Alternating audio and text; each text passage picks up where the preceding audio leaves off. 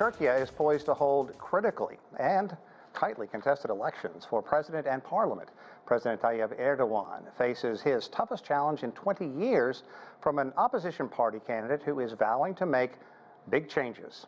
CGTN's Mihal Bardavid has a closer look at what is at stake. Turkiye is gearing up for a crucial election this Sunday, with both parliamentary and presidential polls taking place. For the first time in 2 decades, Turkish President Recep Tayyip Erdogan is facing a significant threat to his rule. The opposition has formed the 6-party Nation Alliance, which includes the main opposition Republican People's Party, the Good Party, Felicity Party, Future Party, Democrat Party, and Democracy and Progress Party. Their main goal, defying Erdogan. They have appointed 74-year-old Kemal Kılıçdaroğlu, the leader of the Republican People's Party, as their joint presidential candidate. Kılıçdaroğlu is known for his calm demeanor and his advocacy for justice and freedom of rights. There are parties with very different political traditions within this alliance, and our main goal is to normalize Turkey and make it a stabilizing force in the region. We are forming an alliance that advocates for Turkey's interests in the region, ensures internal stability, operates democratic mechanisms, and values coming together rather than polarization. The Nation Alliance is promising to bring about major reforms and overturn several of President Erdogan's policies. One of the most significant changes they propose is to shift from the current presidential system, which granted President Erdogan extensive new powers in 2018, back to a parliamentary system. The Nation Alliance aims to address Turkey's struggling economy, marked by record inflation levels and a currency crisis that saw the Turkish lira lose nearly 60% of its value in the past 2 years. Kılıçdaroğlu has also pledged to send Syrian refugees back home on a voluntary basis and rejoin the Istanbul Convention, which protects women against violence. Though the pro-Kurdish People's Democratic Party, HDP, has been excluded from the Nation Alliance, the party has formally endorsed Kılıçdaroğlu, who has been vocally supportive of Kurdish rights. In a rally, Erdogan accused Kemal Kılıçdaroğlu of supporting the Kurdistan Workers' Party, the PKK, considered a terrorist organization according to Turkey, the EU and the US. He didn't provide any evidence for the accusation. They want to turn the country into a jungle ground for terrorist organizations whose leashes are in the hands of imperialists. Their problem is not with us as a party, but with Turkey, the Turkish nation, and Turkey's achievements. The race is a tight one. If no presidential candidate wins over 50%, a second round will be held between the 2 candidates with the highest votes on May 28th. Mihal Bardavid, CGTN, Istanbul. And as Mihal just told us, Turkey's economy is facing several major challenges. Not only is the country dealing with soaring inflation and a big drop in its currency, devastating earthquakes in February caused an estimated $104 billion in damage. Despite the high inflation, Erdogan is vowing to keep interest rates low. He believes low rates will boost investment and production. The opposition alliance, however, says it wants Turkey's central bank to be more independent once again.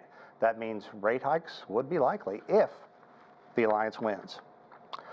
Okay, for more on Turkey's elections and its economy, we're joined by Can Selcuki. He joins us via Skype. He's the director of Turkiye Raporu, an Istanbul-based polling agency. Welcome to the program. I hope I got the name of your agency and your name correct as well, my friend. Thank you for joining us. Sure, my pleasure. You got them both right. Okay, I want to start out. We just heard about really the way the 2 sides are portraying themselves in this election. Okay, let's look at what Turkey has done with its central bank compared to so many central banks throughout the world that are the US, EU, raising interest rates, trying to slow inflation.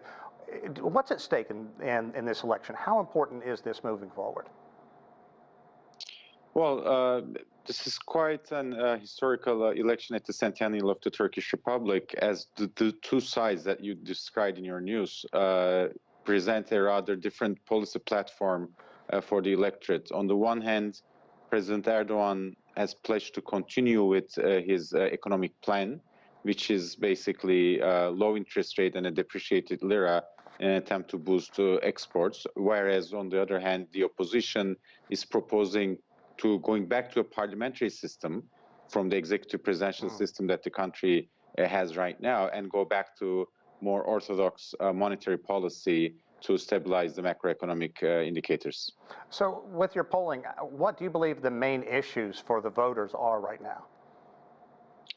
I think there are two main issues. One is the economy, obviously, because the Turkish household has been struggling with double-digit inflations for almost 2 years now. The cost of living, obviously, and the second is the general deterioration in governance that Turkey has been seeing since going into a executive presidential system. So I think it's becoming more like a referendum on Erdogan whether to keep in power or not, because as you know, he's been winning the elections and governing the country for the past 2 decades. February seems like such a long time ago when those punishing earthquakes hit right across the border, devastating homes and devastating lives for many people in Turkey, as well as all of those who fled across the border trying to seek asylum. How is that playing into the elections right now? And what is life like for those families since the quake? I think life is very difficult for those families since the earthquake. I mean, some return to normalcy has obviously been restored, as these people now have, shelter and food. But, the impacts of such a devastating disaster last long after the disaster itself. So still, the families are in shelters, and it's a difficult situation. Now, I think as for the elections, it did not impact the preference of the electorate too much. We did not see that in our polls. I mean, we saw it marginally. I think the most impact it had was on the young voters who were angry at the inadequate level of response in the immediate aftermath of the earthquake. And I think that's where President Erdogan suffered the most in terms of the electoral calculus in the aftermath of the earthquake. The young voters who were rather angry with the inadequate response of the states in the aftermath of the earthquake. Yeah, and one would also think that those building codes that were supposed to make things tougher from the earthquake that hit some 17 years earlier simply were not in place. That's got to weigh in as well. Let's talk about other economic issues in Turkey right now. For instance, the state of the lira. As you talked about, this double-digit inflation, monetary policy, it's just a trifecta of punishing news for people. Sure. I mean, in September 2021, Turkish economic management opted to start lowering interest rates in favor of a depreciated lira and low interest rate in an attempt to increase investments, increase exports, and close the current account deficit, even give a surplus.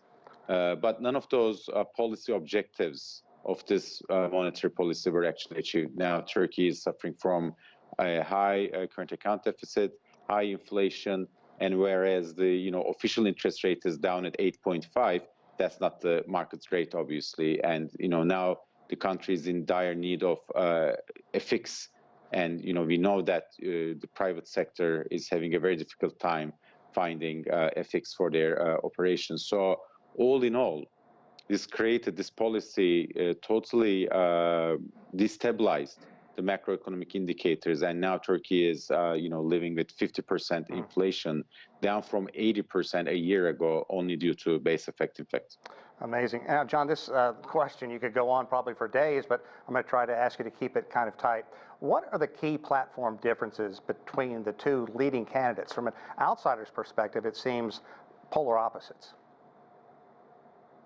They are. I mean, put very simply, the opposition offers going back to the parliamentary system, whereby institutions will be restored, democracy would be restored, and it would be a more pluralistic and rational government. Whereas the President Erdogan, what he suggests is that going forward with the presidential system, executive presidential system, where powers are concentrated in one man for too long, and keeping for too much, and keeping the monetary and economic policy as it is. A great deal at stake. Can Selcuki, sure. So thank you so much for your time. I'm sure we'll be checking back in with you, and good luck this weekend. Thank you. My pleasure. Thank you.